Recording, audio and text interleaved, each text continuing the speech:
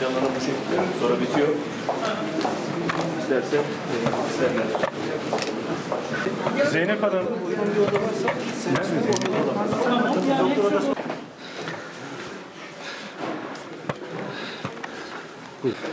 Ben gidiyorum, canlıya gireceğim.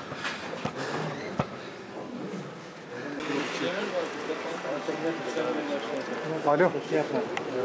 Gümrük ve Dış Ticaret Bölge Müdürlüğümüz personelinin servislerine sabah işbaşı yapmak üzere Gürbulak sınır kapımıza giderken hain bir saldırı olmuş bulunmakta. Maalesef bir şehidimiz var. Yaralılarımız var. Çok üzgünüz.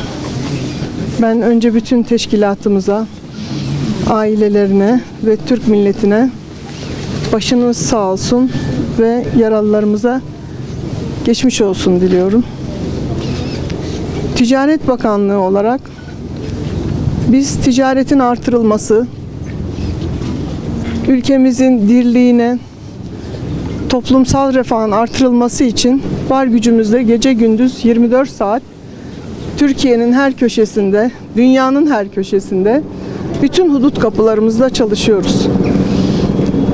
Ticaret Bakanlığı personeline yapılmış bu saldırı ülkemizin varlığına, birliğine, dirliğine, refahına nasıl hedef aldıklarının tam bir göstergesi. Allah'ın izniyle Cumhurbaşkanımızın liderliğinde hiçbir zaman bu saldırılara karşı geri adım atmadık, atmayacağız. Bu toplumsal barışın, toplumsal refaha karşı olanların bir hatağıdır.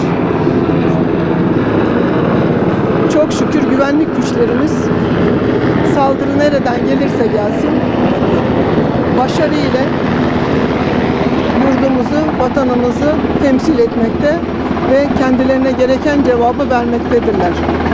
Sayın Cumhurbaşkanımızın liderliğinde de bundan sonra da hak ettikleri cevabı alacaklarından hiçbir kuşkumuz yok.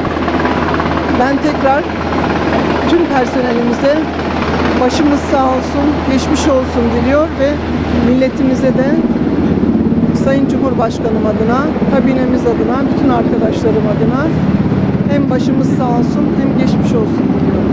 Sağ olun.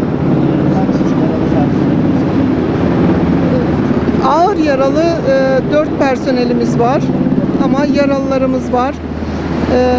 Bir Erzurum'a, bir Ağrı'ya, bir Van'a, 3 tane de Ankara'ya gidecek var. Hafif yaralılarımız var. Ben teşekkür ederim.